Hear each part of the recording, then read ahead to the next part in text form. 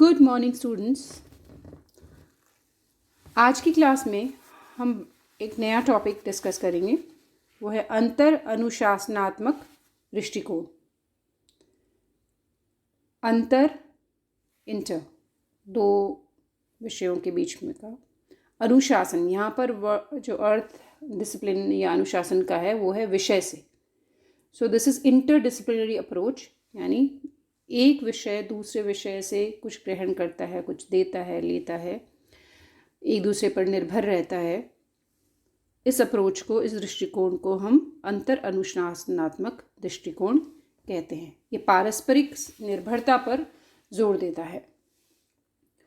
ये जो interdisciplinary approach है ये इसलिए इम्पॉर्टेंट हो गया क्योंकि जब सोशल साइंस एक ब्रॉड डिसिप्लिन हुआ करता था, समाज विज्ञान जैसे कि हम जानते हैं, चाहे वो राजनीति विज्ञान है, चाहे वो समाज विज्ञान है, अर्थशास्त्र है, ये सारे के सारे एक ब्रॉड एरिया को कवर करते हैं। वो है मानव का अध्ययन, मानव समाज का अध्ययन, मानव समाज के विभिन्न पहलुओं का अध्ययन।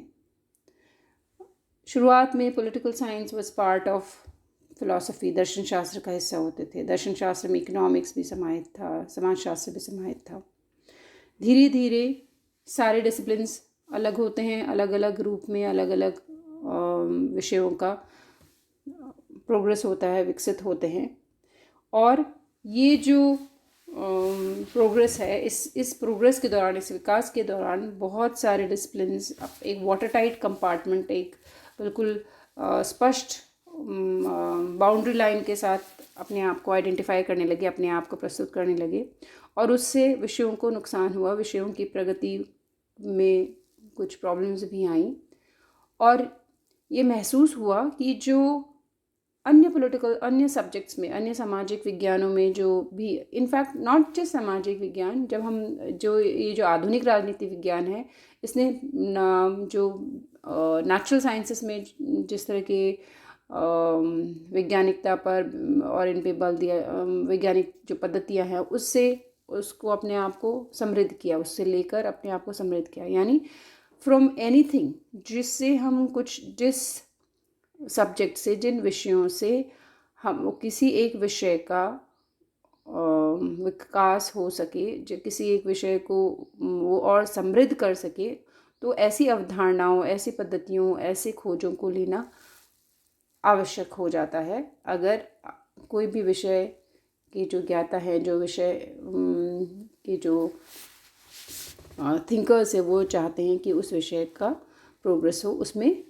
नवीन प्रवृत्तियाँ, नवीन जो ज़रूरतें हैं वो उसमें समाहित की जाए।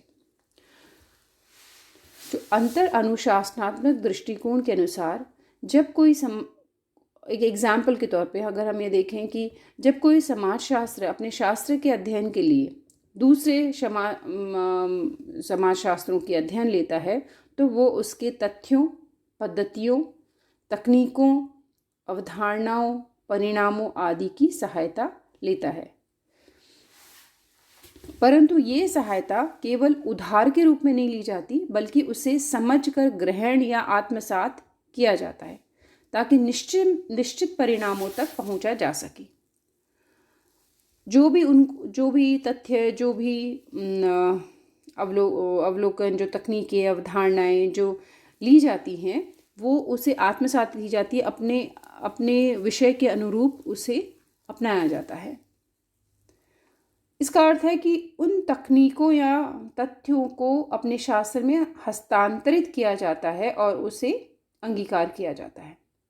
फॉर एग्जाम्पल, जब कोई राजनीति शास्त्री किसी भी देश की निर्धनता के बारे में अध्ययन करता है, तो जो तथ्य और आंकड़े वो इकोनॉमिक्स से लेता है, वो अर्थशास्त्र से लेता है, और उस आर्थिक बिंदुओं को, उन आर्थिक तथ्यों को राजनीति के अपने किसी पॉइंट को प्रूव करने के लिए उसको यूज़ करता है और अपनी बात को और पुरजोर तरीके से कह पाता है। जैसे अब ये जो विषय, जो अवधारणाएं हैं, वर्ग, भूमिका, संस्कृति, क्लास, मतलब जिनको हम क्लास, रोल, कल्चर कहते हैं, ये सारी अवधारणाएं हमने सोशियोलॉजी से ली हैं और ये आज पॉलिटिकल साइंस का अभिन्न अंग है, पॉलिटिकल स्टडी का अभिन्न अंग है, पॉलिटिकल डेवलपमेंट है, ये भी हमने वहाँ से लिया है। तो इस तरह से अन्य विषयों से कुछ अवधारणाओं को, तकनीकों को स्वीकारना ताकि अपने विषय को ज़्यादा अच्छी तरीके से समझ सकें, ज़्यादा अच्छी समृद्ध कर सकें, ये अंतर अनुशासनात्मक दृष्टिकोण है। वैसे तो ये जो दृष्टिकोण है ये पुराने ज़माने में भी था। राजनीति के अध्ययन के लिए अंतर अनुशासनात्मक दृष्टिकोण भले ही नया शब्दावली हो, लेकिन इसका जो सार तत्व है, यानी एक शास्त्र के अध्ययन के लिए दूसरे शास्त्रों से सहयोग लेने की प्रवृत्ति उतनी ही प्राचीन है जितनी कि राजनीति। उदाहरणतः प्लेटो की रिपब्लिक केवल राजनीति पर लिखी गई रचना नहीं है, बल्कि वह विधि शास्त्र, आचार शास्त्र, धर्मशास्त्र, आध्यात्म शास्त्र, कला, शिक्षा, दर्शन आदि पर लिखी गई रचना भी है। इसमें संगीत, गणित और जिम्नास्टिक की भी चर्चा है। अरस्तु ने अपनी रचना पॉलिटिक्स में भी अंतर अनुशासनात्मक दृष्टिकोण का सहारा लिया है। और लॉक है, हीगल है, मॉन्टेस्क्यू, इन्होंने भी नीति शास्त्र से बहुत कुछ राजनीति में लिया। जो कार्ल मार्क्स का दर्शन है वो अर्थशास्त्र और इन समाजशास्त्र, वर्ग संरचना, इन सब चीज़ों से बहुत ज़्यादा प्रभावित है, उनको अंगीकार किया है। तो ये जो अनुशासनात्मक दृष्टिकोण है, ये भले ही इस नाम से ना जाना जाता हो, लेकिन ये पहले भी मौजूद था। प्राचीन समय से लेकर 18वीं शताब्दी तक जब सभी समाजशास्त्र, दर्शनशास्त्र, इतिहास, विधिशास्त्र और धर्मशास्त्र से अत्यधिक प्रभावित थे, उस समय तक ज्ञान को अखंड या अविभाजित समझा जाता था। लेकिन 19वीं शताब्दी के शुरू में एडम स्मिथ के प्रयासों से अर्थशास्त्र और ऑगस्ट कॉन्टे के प्रयासों से समाजशास्त्र ने अपने आप को सामाजिक चिंतन की मुख्य धारा से अलग करना शुरू किया। अलग विषय के रूप में वो उभरे। परिणाम स्वरूप 19वीं शताब्दी में एडम स्मिथ और डेविड रिकार्डो ने अर्थशास्त्र को एक अनुभववादी शास्त्र के रूप में स्थापित किया। इसी तरह सी मीनर्स, जी क्लेम और टी वेट्स ने मानव विज्ञान को अलग स्थापित किया। ए हम्बोल्ट्ज, के रिटर और एफ रिजल ने भूगोल को स्थापित किया अलग। जॉन ऑस्टिन, थिबॉन्ट, सेग्विनी ने विधिशास्त्र को किया। एफ सी डेलमन, ए टॉकविल ने राजनीति शास्त्र को अलग स्थापित किया। डी हार्टले, ए बेन और जे एफ हर्बर्ट ने मनोविज्ञान को। इस तरह से अलग अलग सब्जेक्ट अपने अपने अलग होकर विकसित होने लगी।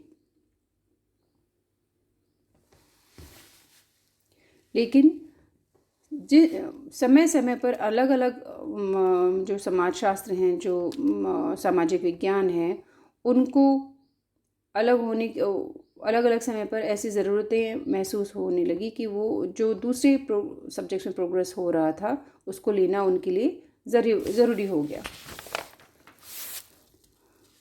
20वीं शताब्दी के उत्तरार्ध में समाजशास्त्रों में समायोजन व पारस्परिक संबंधों के अध्ययन की आवश्यकता के कारण अंतर अनुशासनात्मक उपागम पर विशेष जोर दिया गया। इस काल में राजनीति के अध्ययन पर समाजशास्त्रियों और मनोवैज्ञानिकों का विशेष प्रभाव रहा है। जो हम जिस बिहेवियरलिज्म और पोस्ट बिहेवियरलिज्म के बारे में बात कर चुके हैं, ये इसी का प्रभाव है।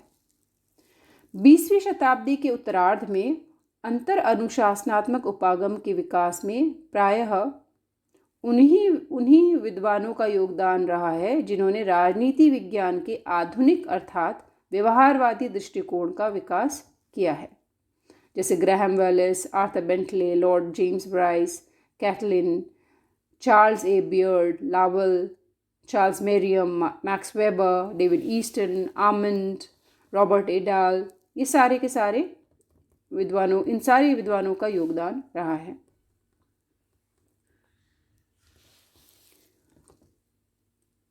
हम अलग अलग विचारकों के अलग अलग योगदान और भूमिका रही है इंटरडिसिप्लिनरी अप्रोच को डेवलप करने में। हम उनके डिटेल्स में नहीं जाते हुए हम बात करते हैं अंतर अनुशासनात्मक दृष्टिकोण के लक्षण के बारे में। पहला, ये राजनीति विज्ञान का अध्ययन केवल अकेले में नहीं करने में विश्वास रखता, बल्कि दूसरे समाजशास्त्रों के संदर्भ में वह उनके साथ मिलकर करना चाहता है। यह भिन्न भिन्न समाजशास्त्रों के स्थान पर एक ही समाजशास्त्र की स्थापना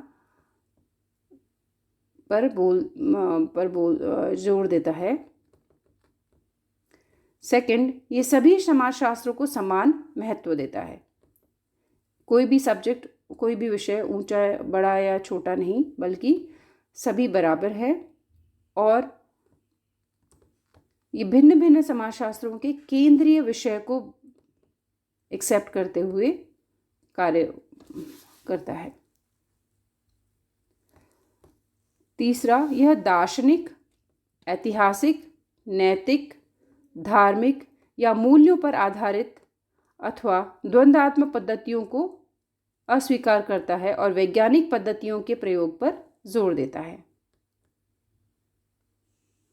यह जीव विज्ञान, मनोरोग विज्ञान, मनोवैज्ञानिक सांख्यिकी अर्थात अनुभववादी पद्धतियों पर जोर देता है। यह चाहिए से संबंधित नहीं, यह है से संबंधित है। चौथा, यह राजनीतिक सिद्धांत के स्थान पर राजनीतिक विश्लेषण पर जोर देता है। यह संस्थागत अध्ययन के स्थान पर प्रक्रियाओं के अध्ययन पर जोर देता है और इसलिए राज्य, सरकार, संविधान आदि के अध्ययन के स्थान पर राजनीतिक प्रक्रियाओं, राजनीतिक व्यवहार, मतदान व्यवहार, राजनीतिक दल, दबाव समूह, समुदाय के व्यवहार आदि पर जोर देता है। पांचवा है, यह मानव के सामाजिक अस्तित्व को अविच्छिन्न मानता है। यह उसे बिना जोड़ वाला जाल मानता है। उसका कहना है कि भिन्न भिन्न समाजशास्त्र केवल सुविधा अर्थात श्रम विभाजन, विशिष्टीकरण और कुशलता के लिए अलग अलग हैं। जो डिफरेंट सब्जेक्ट्स को अलग अलग जो स्थापित किया गया है वो श्रम विभाजन के लिए हुआ है, विशिष्टीकरण के लिए हुआ है, कुशलता के लिए हुआ है और उनको अलग वाटर टाइट कंपार्टमेंट नहीं मानना चाहिए, क्योंकि उससे किसी भी सब्जेक्ट का कोई लाभ नहीं होगा। ये इस बात पर जोर देता है कि यदि भिन्न भिन्न समाजशास्त्रों के अध्ययन के लिए एक ही प्रकार की पद्धतियों एवं प्रतिमानों का प्रयोग किया जाए तो न केवल ज्ञान के हस्तांतरण में आसानी होगी बल्कि लाभ भी होगा। इसका मानना है कि मानव व्यवहार को प्रेरित करने वाले अनेक स्रोत हैं जो सामाजिक, आर्थिक, नैतिक, मनोवैज्ञानिक आदि कुछ भी हो सकते हैं। इसीलिए एक अनुशासन का सही और व्यापक अध्ययन अपने केंद्रीय विषय के अंतर्गत नहीं हो सकता। उसके लिए समाजशास्त्र, मनोविज्ञान, मानवशास्त्र, सांख्यिकी आदि शास्त्रों की सहायता लेनी आवश्यक हो जाती है। जैसे अगर हम पॉलिटिकल बिहेवियर पढ़ रहे हैं, हम वोट पॉलिटिक्स पढ़ रहे हैं इंडिया में, तो उसके पीछे हम जब उसका अध्ययन करेंगे तो हम ये देखेंगे कि जो वोटिंग बिहेवियर है, जो वोटिंग पैटर्न है, उसके पीछे के कारण समाज में जो सिस्टम है उसमें मिलता है। तो उसके लिए हमें समाजशास्त्र के जो टॉपिक्स है, जो समाजशास्त्र की अवधारणाएं हैं, उन्हें भी समझना आवश्यक हो जाता है। जैसे कास्ट पॉलिटिक्स है, कास्ट व्यवस्था है, उसको वो हम पूरी तरह से देखते हैं कि उसका बहुत बड़ा प्रभाव रहता है इंडियन वोटिंग पैटर्न पर। उसी हिसाब से पॉलिटिकल पार्टीज़ अपने कैंडिडेट्स खड़ी करती हैं, लोग वोट भी वैसे करते हैं। फिर इसके साथ ही साथ हम देखते हैं कि जो वोटिंग पैटर्न है आर्थिक स्थिति से भी जुड़ा हुआ है। तो हम गरीबी रेखा, जो हैव्स और हैव नॉट्स की जो डिवीजन है, उन सबको भी समझना, जो इकोनॉमिक्स के हैं, जो अर्थशास्त्र के हैं, उन अवधारणाओं को भी समझना आवश्यक हो जाता है। तो किसी भी एक सोशल पॉइंट को, अब चाहे वो पॉलिटिक्स हो, चाहे वो इकोनॉमिक्स हो, चाहे वो सोशियोलॉजी हो, they all talking of man in society, मानव की सामाजिक व्यवस्था के मानव के सामाजिक व्यवहार, मानव के सामाजिक उपलब्धियां, इन्हीं चीज़ों का अध्ययन कर रहे हैं। तो चूँकि मानव का अध्ययन, मानव के ही अलग अलग पक्षों का अध्ययन हो रहा है, तो एक पक्ष का जो असर है वो दूसरे पक्ष पर ज़रूर होता है। इसीलिए ये ज़रूरी हो जाता है कि कोई भी समाज विज्ञान दूसरे समाज विज्ञानों से वो ग्रहण करे, वो ले, जो उसके विज्ञान को, उसकी समझ को, उसकी विषय को समझने में लाभदायक हो। इसलिए ये जो अंतर अनुशासनात्मक उपागम है, इसने अनेक समाजशास्त्रों के तथ्यों, पद्धतियों, तकनीकों, अवधारणाओं आदि को ग्रहण किया है। अब ये जो अंतर अनुशासनात्मक दृष्टिकोण के संबंध में अलग अलग अवधारणाएं हैं, उनमें से हम 3 मुख्य मानते हैं। वो परंपरागत अवधारणा, व्यवहारवादी अवधारणा और मार्क्सवादी अवधारणा। परंपरागत अवधारणा जो है वो समाजशास्त्रों के पारस्परिक सहयोग पर बल देती है। इसका मानना है कि जितनी मात्रा में कोई अनुशासन दूसरे समाजशास्त्रों से सहयोग लेता है और उन्हें सहयोग देता है, उतनी मात्रा में उस अनुशासन की समझ बढ़ती है और उसका विषय व्यापक हो जाता है। इससे उस अनुशासन को सही और व्यापक परिप्रेक्ष्य में समझा जा सकता है। सहयोग लेने और देने के पीछे इस दृष्टिकोण का मुख्य तर्क है कि समाज एक है, मानव एक है, परंतु उसके सामाजिक जीवन के अनेक पहलू हैं जिन्हें एक दूसरे से पूर्णतः अलग नहीं किया जा सकता। वे एक दूसरे को न केवल प्रभावित करते हैं बल्कि एक दूसरे से जुड़े हुए भी हैं। इसका मूल कारण है कि सभी समाजशास्त्र मानव का समाज में अध्ययन करते हैं और मानव ज्ञान सीवन रहित ज्ञान है। अब जो दूसरी अवधारणा है वो व्यवहारवादी अवधारणा है। इस अवधारणा को अनुभववादी भी कहते हैं, व्यवस्था विश्लेषण भी कहते हैं और वैज्ञानिक दृष्टिकोण के नाम से भी जाना जाता है। इस दृष्टिकोण के विकास में मनोविज्ञान, समाजशास्त्र, सामाजिक मनोविज्ञान, मनोरोग विज्ञान, भूगोल, जीव विज्ञान, सांख्यिकी आदि का अत्यधिक प्रभाव रहा है। इस दृष्टिकोण का समर्थन जहाँ यूरोप के समाजशास्त्रियों एवं मनोवैज्ञानिकों ने किया है, वहाँ इसके विकास में अमेरिका के शिकागो स्कूल के राजनीति शास्त्रियों ने विशेष योगदान दिया है।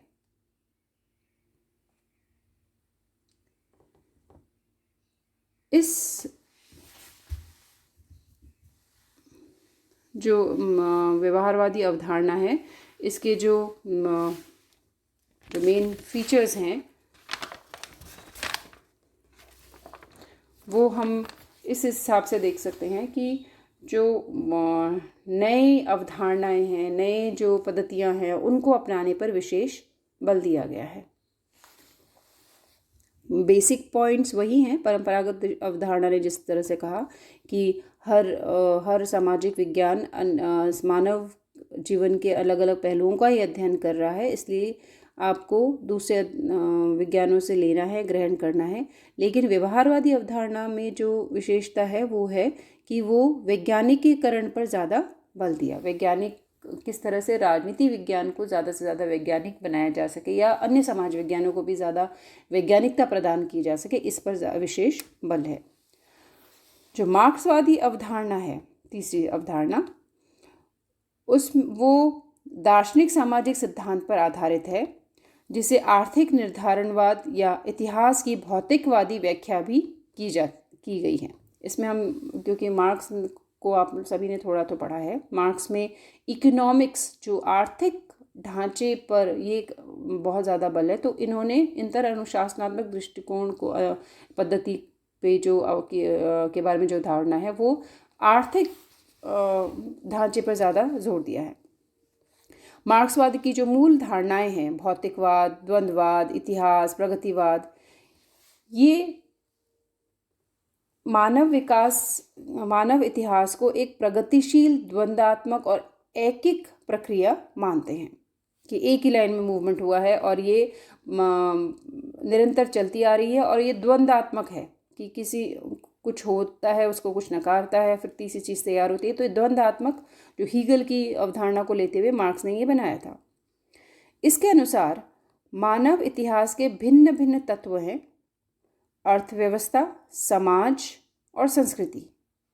और इसका मानना है कि मानव इतिहास के भिन्न भिन्न तत्वों का संपूर्णता के संदर्भ में ही सही प्रकार से अध्ययन किया जा सकता है। तो जैसा पहले मैंने कहा कि अंतर अनुशासनात्मक दृष्टिकोण में अन्य सामाजिक ज्ञानों की एकता को एक्सेप्ट करते हुए बात कर रहे हैं। तो परंपरागत में भी वही चीज़ है, व्यवहारवादी में भी वही है और मार्क्सवादी में भी वही है। बस ये है कि अब व्यवहारवादी साइंटिफिक होने पर ज़्यादा बल दे रहे हैं और मार्क्सवादी आर्थिक व्यवस्था और सामाजिक संरचना, आर्थिक व्यवस्था पर ज़्यादा जोर दे रहे हैं। That is so what is अंतर अनुशासनात्मक दृष्टिकोण? इंटरडिसिप्लिनरी अप्रोच मीन्स कि when a person will study a subject, will study an issue, किसी एक बिंदु का जब अध्ययन करेंगे, किसी एक प्रॉब्लम का अध्ययन करेंगे या किसी टॉपिक का अध्ययन करेंगे, तो उसमें अगर उस बिंदु को, उस टॉपिक को समझने के लिए हमें किसी भी सब्जेक्ट से जो लेना है, जो समझने के लिए आवश्यक है, वो अगर वो लेना पड़े, कोई पद्धति लेनी है तो वो लेनी है और वो आवश्यक है। क्योंकि मानव जो जितने भी समाज विज्ञान है वो मानव जीवन का ही अध्ययन कर रहे हैं, अलग अलग पक्षों का। और हम जानते हैं कि किसी भी व्यक्ति के जो आर्थिक स्थिति होती है, जो उसकी जो इतिहास है उस परिवार का या उस समाज का, उसका असर राजनीति पर पड़ता है, उसके समाज पर पड़ता है, उसके आर्थिक स्थिति पर पड़ता है। तो ये आपस में इंटर रिलेटेड है, इनका पारस्परिक संबंध है और घनिष्ठ संबंध है। इस घनिष्ठता को, इस घनिष्ठ संबंध को स्वीकार करना ही अंतर अनुशासनात्मक दृष्टिकोण का बेसिस है, उसका आधार है। अंतर अनुशासनात्मक दृष्टिकोण डेवलप ही इसलिए हुआ क्योंकि जब ये एक्सेप्ट करते हैं, पहले जब अलग अलग डिसिप्लिन के रूप में इनका डेवलपमेंट हो रहा था सभी विषयों का, तो उनके लिए इंडिपेंडेंस को, उनकी स्वतंत्रता को, उनकी स्वातंत्र्य को आधार बनाने या उसके ऊपर ज़्यादा फोकस करना ज़रूरी था। लेकिन जैसे जैसे ज़रूरत पड़ी वैसे वैसे ये महसूस किया गया कि इंडिपेंडेंस अपनी जगह है, स्वतंत्रता अपनी जगह है, लेकिन जहाँ समृद्धता की और जहाँ उपादेयता की और जहाँ प्रासंगिकता की बात आती है, तो किसी भी विषय को और जहाँ किसी भी सोशल एक्टिविटी को ढंग से गुण रूप में अगर आपको समझना है, तो ये ज़रूरी हो जाता है कि हम अन्य विषयों से उनकी पद्धतियाँ, अवधारणाएं डिस्कस कर, उनसे ग्रहण करें। अलग अलग समय पे अलग अलग जो समाज विज्ञान है उनकी प्रगति ऊपर नीचे, किसी ने ज़्यादा प्रगति, किसी ने नहीं की। तो जब मनोविज्ञान में जो प्रगतियाँ हुई, फ्रॉइड ने जो थियरीज दी वो दूसरे लोगों ने अपनाया। बिकॉज ये ज़रूरी नहीं होता कि all sciences will develop at the same level, सब एक ही लेवल पे रहेंगे। तो अगर इसका मतलब ये है कि हमें इस बात से नहीं डरना चाहिए कि हमारी जो इंडिपेंडेंस है, किसी भी डिसिप्लिन की इंडिपेंडेंस है, वो इस बात से ख़त्म हो जाएगी कि हम दूसरे सब्जेक्ट से कुछ ले रहे हैं। हम उन सब्जेक्ट से, हम उन विषयों से, हम उन चीज़ों को ले रहे हैं जो हमारे सब्जेक्ट को समृद्ध कर रही हैं, ना कि उसको ख़त्म कर रही हैं। सो अंतर अनुशासनात्मक दृष्टिकोण क्या है कि हम पूरे सोशल साइंसेस की एकता को एक्सेप्ट करते हुए और उसकी दूसरे विषयों की जो घनिष्ठता है उसको एक्सेप्ट करते हुए उनके जो अवधारणाएं हैं, जो तकनीकें हैं, उनको अंगीकृत करते हैं और अपने विषय को समृद्ध करते हैं।